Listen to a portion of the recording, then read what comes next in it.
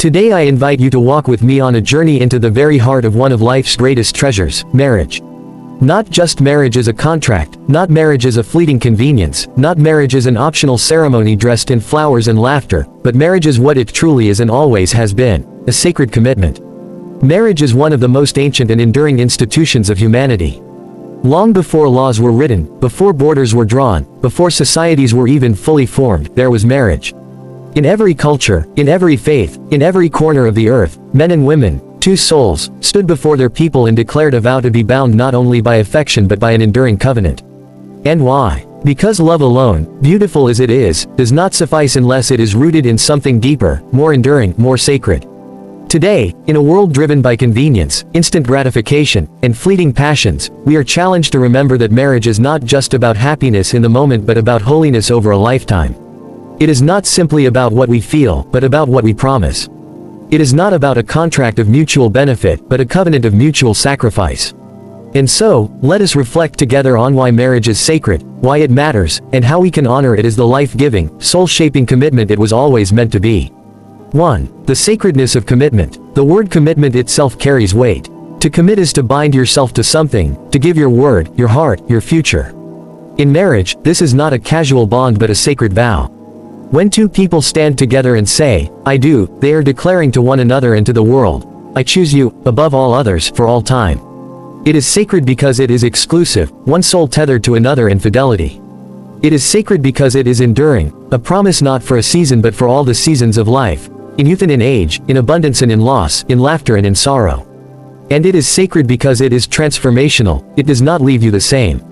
Marriage shapes you, stretches you, humbles you, and sanctifies you. Think for a moment about the very vows spoken at weddings across traditions, for better or for worse, for richer or for poorer, in sickness and in health. These words are not poetry for a day, they are promises for a lifetime. They remind us that love is not proven when everything is easy but when everything is hard. Commitment becomes sacred precisely when tested by fire, and yet endured. 2. Love beyond emotion. One of the great misunderstandings of our age is that love is purely a feeling, something that comes and goes like the tide. But marriage reminds us that love is not merely an emotion, it is a decision. Feelings rise and fall, but commitment holds fast. Real love, the kind that sustains a marriage, is not infatuation, not fleeting desire, not the thrill of novelty. It is a steady flame kindled by daily choices, choices to forgive, to listen, to understand, to stay. It is 1,000 small sacrifices, invisible to the world but deeply known between two souls. This is what makes marriage sacred, that love is transformed from a fragile emotion into a durable covenant. You do not just say, "I love you today." You declare, "I will love you tomorrow, and the day after, and every day after that, whether the sun is shining or storms are raging." Such love mirrors eternity itself, because it endures. 3. Marriage is covenant, not contract. In our modern culture, too often marriage is treated as a contract, an agreement that lasts only as long as both parties benefit equally. But contracts can be cancelled, renegotiated, or dissolved. Covenants, however, are different. A covenant is not based on convenience, it is based on sacred promise. When two people marry, they are not saying, "I will stay with you as long as it suits me." They are saying, "I will stay with you even when it costs me everything." This is covenantal love, self-giving, enduring, unwavering. It is not 50-50, it is 100-100ths, each giving their all. And this covenant is not only between husband and wife, it is before God and witnessed by community. It is not private but public, not hidden but celebrated, because it matters to all of us. When marriages thrive, communities thrive. When commitments endure, children grow in security, societies flourish, and the human story is enriched with faithfulness. 4. The trials that sanctify. Let us be honest, marriage is not easy. Anyone who tells you it is simple has not lived within its depths. Marriage will test your patience, your pride, your endurance. But herein lies its sacred beauty. It is not meant to leave us untouched, it is meant to refine us. When two flawed human beings bind themselves together, conflict is inevitable. There will be disagreements, disappointments, even seasons of silence. But these very trials are what sanctify marriage. They teach us humility, to say, "I was wrong." They teach us forgiveness, to let go of resentment and choose reconciliation. They teach us perseverance, to walk through valleys hand in hand until the mountaintop is reached again. Marriage sanctifies because it demands that we grow beyond ourselves. It teaches us to love not the idealized version of our spouse, but the real one, the one with flaws and failures, just as we have our own. In this way, marriage mirrors the deepest truths of faith, grace, forgiveness, and unconditional love. 5. Marriage is a gift to the world. The sacredness of marriage is not just personal, it is communal.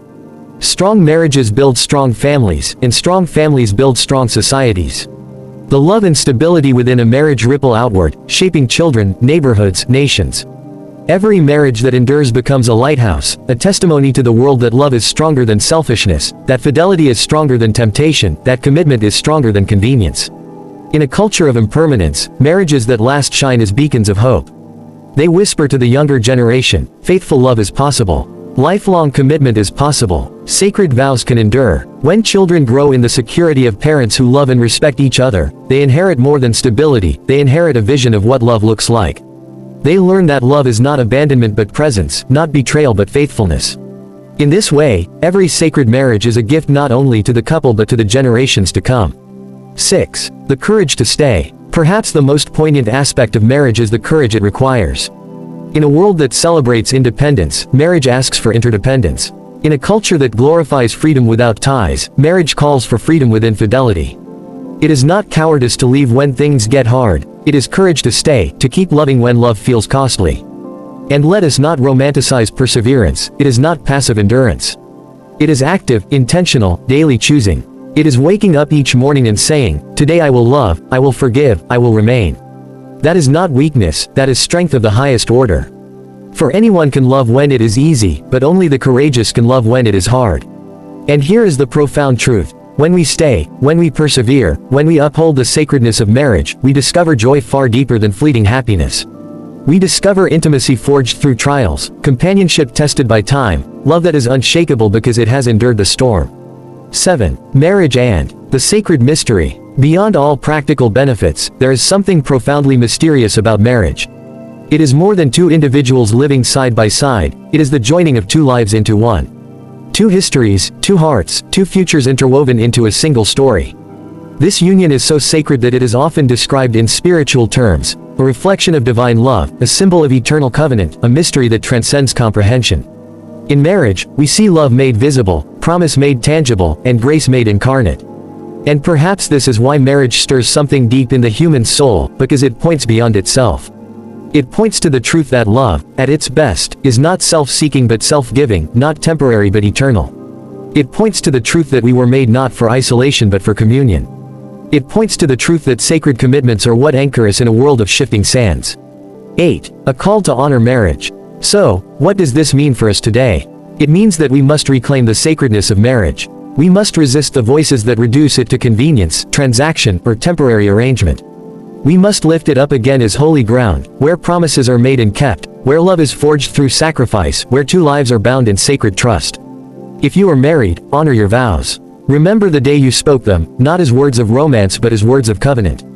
Guard your marriage fiercely, nurture it tenderly, and uphold it faithfully. If you are not yet married, honor marriage itself. Do not enter it lightly or casually.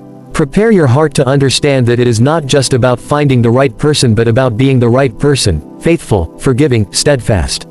And as a community, let us support marriages around us.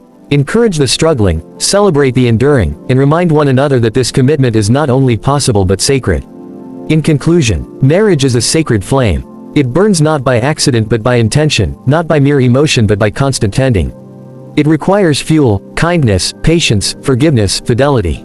It requires protection, from neglect, from temptation, from selfishness. But when tended, this flame becomes a light that guides, warms, and inspires. In the end, marriage as a sacred commitment is not about perfection but about perseverance. It is not about avoiding storms but about weathering them together. It is not about never failing but about always forgiving. And in this sacred journey, we find not only companionship but transformation, not only happiness but holiness, not only love but the very essence of life's deepest meaning. So let us honor marriage. Let us guard it, cherish it, celebrate it. For in doing so, we honor not only one another, not only tradition, not only family, we honor the very sacredness of commitment itself. And in a world desperate for enduring love, that is a testimony worth living.